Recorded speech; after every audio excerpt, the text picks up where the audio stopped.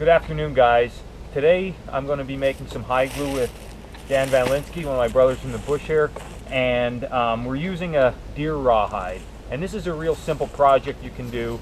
Basically, what we're going to do is, as Dan's working on now, he's just cutting up small pieces of the rawhide.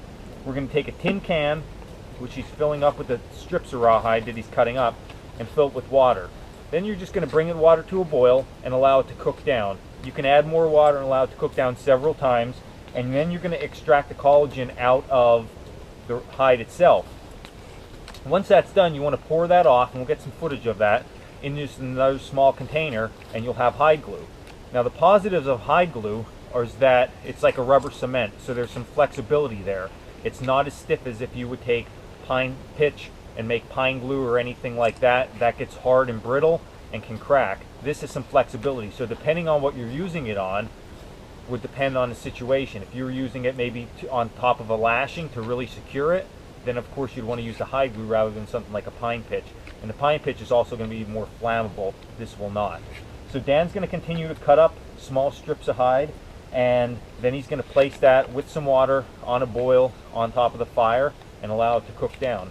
So we'll get some footage of that while we go and go from there.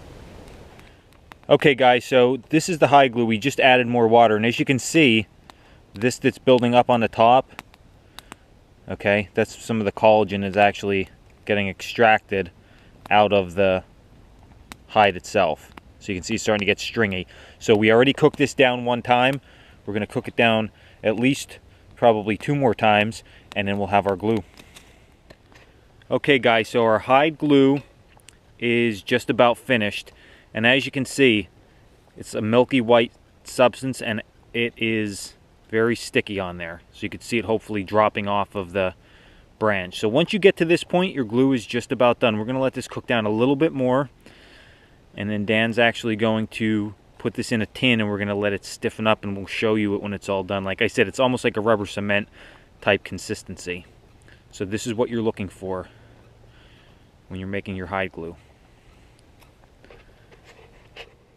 Okay, so our hide glue's all finished up, and Dan's just going to drain out now the glue. You don't want to get the rawhide that you were using with the glue. So as you can see, it's just straining out in the containers, and we have 2 containers, and we're going to show you this once it's all finished up, how it hardens up and it gets almost like a rubber cement. You want to get as much of that out as you can when you're straining it.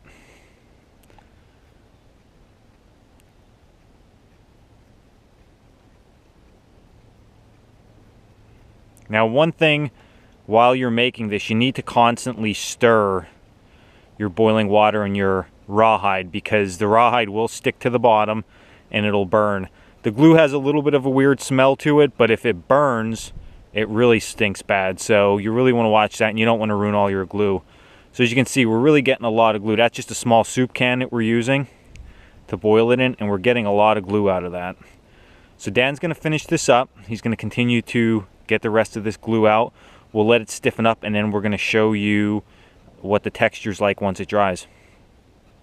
Okay guys, here we are with the glue all dried, and as you see, it's really flexible, and you can carry it in any kind of tin when you're ready to use it. All you're going to do is heat it up and use it for whatever you need the glue, such as arrows, or maybe your sole comes off your shoe. So there you go, all done. Stay tuned for more videos from Cold Cracker Bushcraft. See you soon.